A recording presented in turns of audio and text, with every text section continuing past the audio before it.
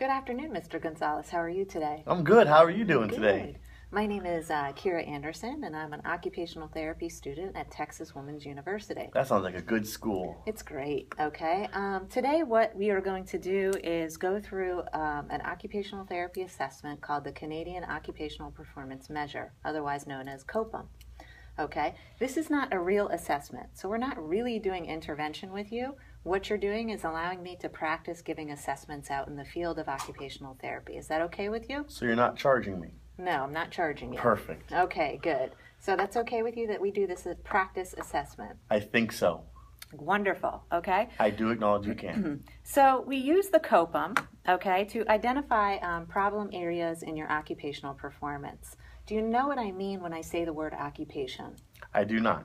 Okay, so occupation is not just the job that you go to every day, but occupation is everything that encompasses your daily life. Okay? So you look at self-care, right? Brushing your teeth, brushing your hair, putting on shirts. That's considered an occupation. Okay, you look at leisure activities, going outside, playing with your friends.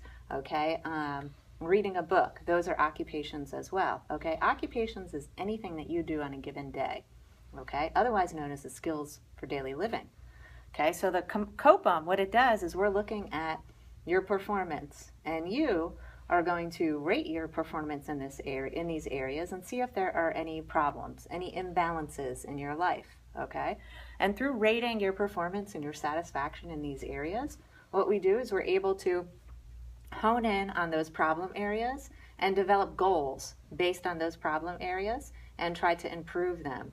And then what we do with the COPM is we would reassess you a period of time later based on those goals that we made together, client-centered goals, right?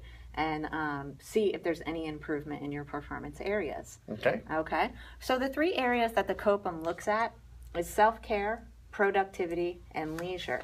Okay? All right. So Mr. Gonzalez, it seems like you're telling me that there are difficulties in at work as far as managing your responsibilities. Can you give me some more information in regards to that? Sometimes I feel that I have to balance faculty meetings I have to attend while still developing lectures, and sometimes the balance of the two, one overtakes the other, and so I have to take my work home, which impacts family time. Okay, so that's got to be difficult, right? So maybe if you were able to manage your time a little more wisely at work, there would be less work that you had to take home. Correct. Okay, thank you. Mr. Gonzalez, you were also noting on when we went through some of the other subcategories of the COPM, you're also noting that you seem to not be very satisfied with your social outlets and your social time. Can you expand on that a little bit more for me? Well, sometimes with things I have to take home, it sometimes takes time during the weekends. Therefore, I have little time to go out with friends or spend some time with my wife, and so it just makes it difficult. Okay. Yeah, I can understand that being difficult.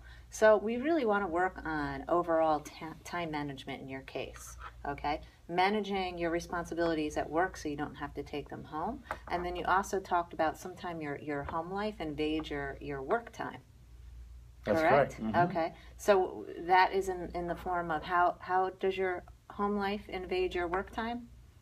Well, if I put too much time at home and neglect my work or the stuff that I bring home, then I'm not completing what I'm supposed to during the workday at home. Okay. All right. That's what we just discussed, though. But we had also discussed things like personal phone calls and text messages getting in the way of work time, right? Mm-hmm. Okay. So does that have an impact on you getting work done at work and then having to bring it home? That could impact my distraction. So that's difficult as well. Mm-hmm. Okay. So if you were a real client and we were really doing a COPM, what we would do is through all this information, we would have narrowed down that time management is your big problem. You don't feel as if you're performing this skill very well. It's impacting areas of your occupation, and you're not satisfied then with the outcome, which is not enough social time with family, not enough social time with friends, lacking in work responsibilities that are supposed to be happening due to impacts of home life invading your workday, correct? Mm-hmm. Okay, so that's what we would work on, and then we would create goal areas for you, and we'd work on that together, and then hopefully when we reassessed you with the COPM at the end, we would see some improvement. Thank you, Mr. Gonzalez, so much, and I hope you have a wonderful day. Thank you very much.